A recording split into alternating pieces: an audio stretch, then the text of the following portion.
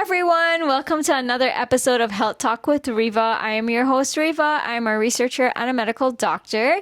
This is my co-host. And I'm Tech World Travels and Review, here with another banger of a podcast. And if you are on social media, you'll see this topic all over your feed right now. And we're here to discuss what exactly is this disease with the expert, Dr. Riva. Yeah, so I think on your feeds, you're probably hearing a lot about this summer diarrhea that's causing this explosive diarrhea.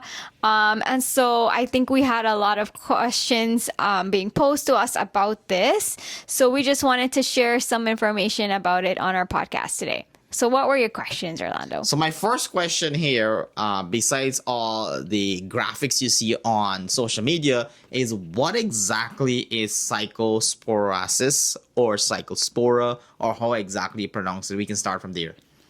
Yes. So the disease itself is called Cyclosporiasis, and this is it's an infection that happens in your intestines due to a parasite called Cyclospora. It's an illness that's very similar to food poisoning, but it's a little bit different because it can last longer and cause more prolonged symptoms. So this is caused by a parasite, as I mentioned, which is a little bit different from food poisoning, which can be caused by bacteria or viruses. So the next question I had, follow-up question, is how exactly does this parasite exist in society? Yeah, so this parasite has been around for, millions of years, and over the time it has found a way to, affect human beings. So parasites really are organisms that feed off of their host, and in this case the humans are host. So they use our food and they use our bodies to multiply and to live without giving us any benefits. But they also just make us very sick. So this parasite has been around very long. It was actually first named from the University Peruana Cayetano in Peru. And so the strain that causes cyclosporiasis has actually been associated with travels to Mexico, Peru, Guatemala, and now we have an outbreak here in the US in 2026. And when you trace this back, do we know exactly how the origin of this came about? So this is a one-cell organism. So over time, it just found a way to adapt and live in the human gut and cause us to become very ill. And the thing about it is, this parasite has been around for such a long time, but it is now causing an outbreak here in the US.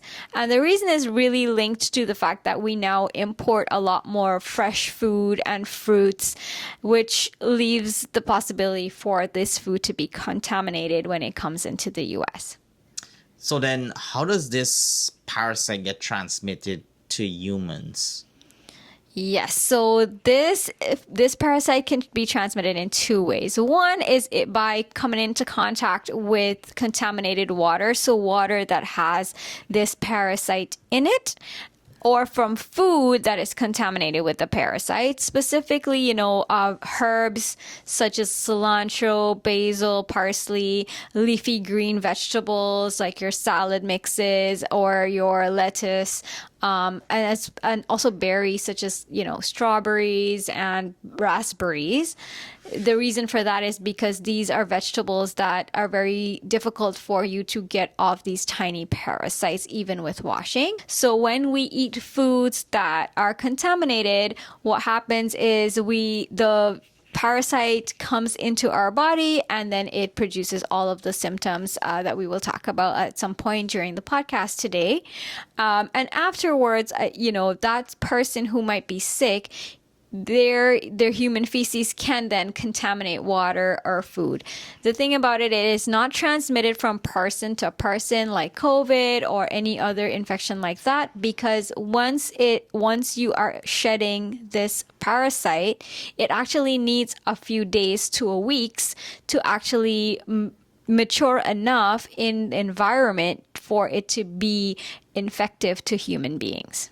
So the primary transmission is from these vegetables and fruits that you have to wash and then eat. And if a human does get infected, it's very hard for that infected human to transmit it to another human, basically. Yes, exactly. And with regards to the parasite, is it something that the naked eye can detect? I know that's probably not true, but I know some parasites you can see with the naked eye. But in this case, this parasite is so small, humans can't detect it if they see it on vegetables or anything. You can't see it at all on vegetables. It's very small. You need a microscope and a specific type of microscope to actually be able to see it. Interesting. So then the advice here is stop eating green leafy vegetables that could be contaminated with this parasite. No, not at all. So you'd have to wash your fruits and vegetables very carefully. Some experts have said, you can use a dilution of 1 part vinegar to 2 parts of water to wash your fruits and vegetables. Also, the other thing is you can also break your lettuce apart. You can peel the leaves off of it. The thing about it is it's very difficult to get this parasite off. And so a lot of the recommendations right now are to use fruits and vegetables that you can maybe peel the outside layers off so that you have less chance of, eating food that's contaminated with a parasite. Also, cooking your fruits and vegetables is also another way of preventing this transmission. And I imagine, like, when you say cooking, there must be like a special temperature your food has to hit before you consume this. Yeah, like about 70 degrees Celsius, which is about 158 or so Fahrenheit, is the recommended temperature that would usually kill this type of parasite. And in terms of washing, I know sometimes we get lazy. I know we might just like duck that vegetable or that fruit in water. Is it like more of a detailed washing that you have to practice, like scrubbing the vegetable, etc., to get rid of this parasite? Yes, and that's why usually the parasite can live in, your green leafy vegetables because it's very difficult to get them out of leaves. So that's why the recommendation is to kind of like peel all of the leaves back. Even for herbs, it's very, very difficult because they can get stuck into the little ridges on herbs and berries like raspberries, they have these finger-like projections, so it can get stuck on the fruits. So it is very difficult to get off the parasite most of the time. And it's also, I forgot to mention that, this parasite is resistant to chlorine. So that is why with our washing process that we usually do for our fruits and vegetables, it's not sufficient. Interesting. So then in regards to someone that's infected, what are some of the symptoms that person will experience once they have this parasite in the body? So some of the symptoms that people can experience are, I think, what's been kind of on the news, this explosive, watery diarrhea. And this diarrhea is a little bit different from food poisoning because with food poisoning, you can have 2 or 3 days of diarrhea and then it tends to get better. In this case, it actually gets worse as time prolongs. So it's usually described as a prolonged watery diarrhea. A lot of abdominal cramping, so a lot of pain and bloating, nausea. Some cases there's vomiting, a lot of weight loss, and a lot of anorexia or like very low appetite. You don't feel hungry, you don't feel like eating anything. And so the other thing is, as someone gets worse diarrhea, especially watery type of diarrhea, they're more prone to becoming dehydrated and having electrolyte imbalances. Interesting. So beyond the and I love that explosive diarrhea, even though it's a joke, it's pretty serious and it could have some really negative health consequence if you don't get that looked at. So let's talk about treatment. How do you treat someone that has this parasite in the body?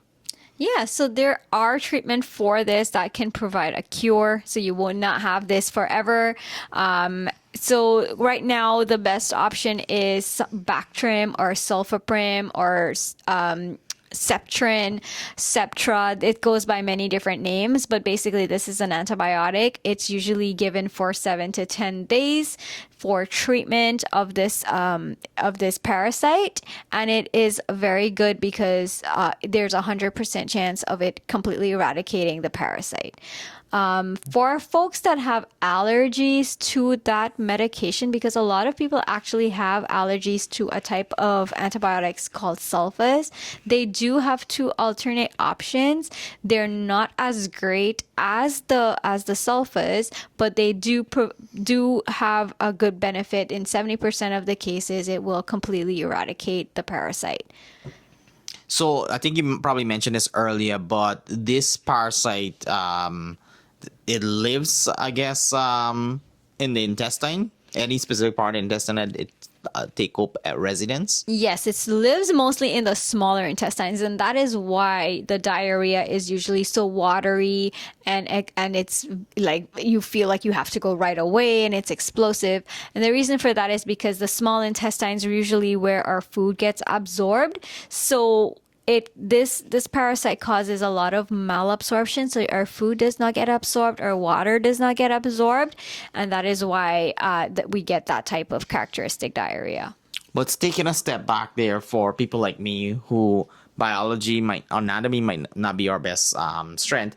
When the food goes through your body, through your stomach, and then it goes into your small intestine, is that the beginning stage where this parasite can start infecting you? Is it like the early stage when it enters the small intestine? And why does it stay there, not in the large intestine? Yeah, so it prefers to go into the small intestines because of the structure of the cells that live there and in the lining of that small intestine. It tends to go into those cells. It uses the food, it uses the machinery in those cells to multiply and to cause damage to the cells, which is how, that's why when it damages the cells, that's why we have that whole malabsorption happening where the food does not get absorbed into our bodies. And so, yeah, that's their favorite place. It does not go into the larger intestines because the structure of the larger intestine is a little bit different from the structure in the small intestines.